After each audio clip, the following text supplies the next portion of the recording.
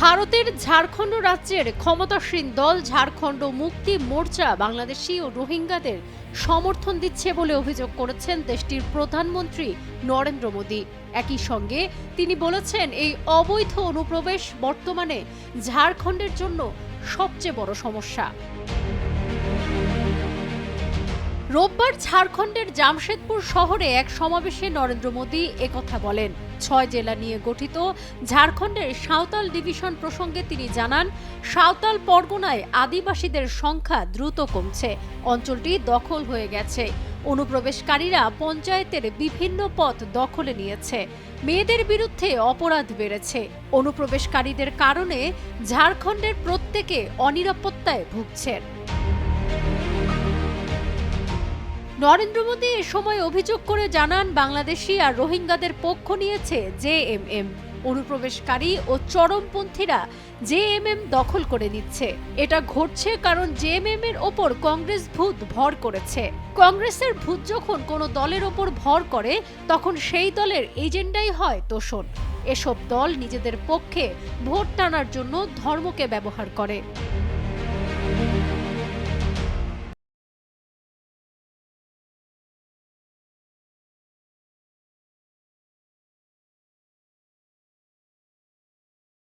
ভারতীয় সংবাদ সংস্থা এএনআই এর প্রতিবেদন অনুযায়ী নরেন্দ্র মোদী আরও বলেন, ২-৩ দিন আগে ঝাড়খণ্ড হাইকোর্ট অনুপ্রবেশের বিষয়টি নিয়ে তদন্তে একটি স্বাধীন প্যানেল গঠনের নির্দেশ দিয়েছেন। কিন্তু জেএমএম সরকার এটা স্বীকার করতে চায় না যে ঝাড়খণ্ডে অনুপ্রবেশ চলছে। সাঁওতাল পরগনা ও কোলহানের এখন সবচেয়ে বড় সমস্যা বাংলাদেশি ও রোহিঙ্গাদের অনুপ্রবেশ। এই পুরো অঞ্চলের জনমিতি দ্রুত পাল্টে যাচ্ছে। জেএমএম, কংগ্রেস ও রাষ্ট্রীয় জনতা দল ঝাড়খণ্ডের শত্রু বলে মন্তব্য করেন প্রধানমন্ত্রী নরেন্দ্র মোদী। বিহার ভেঙে ঝাড়খণ্ড রাজ্য গঠনের বিষয়টি উল্লেখ করে তিনি জানান, ঝাড়খণ্ড গঠন করার প্রতিশোধ এখনও নিতে চায় আরজেডি।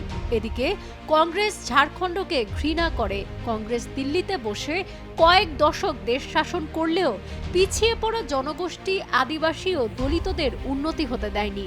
আদিবাসীদের ভোটের রাজনীতি করে জেএমএম উঠে এসেছে, কিন্তু আদিবাসীদের জঙ্গল যারা দখল করেছে, এখন তাদের পক্ষ নিয়েছে জেএমএম।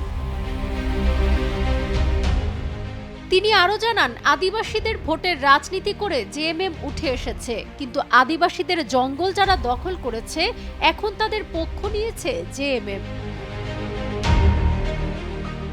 সাবরিনা কাজী, কালের কণ্ঠ।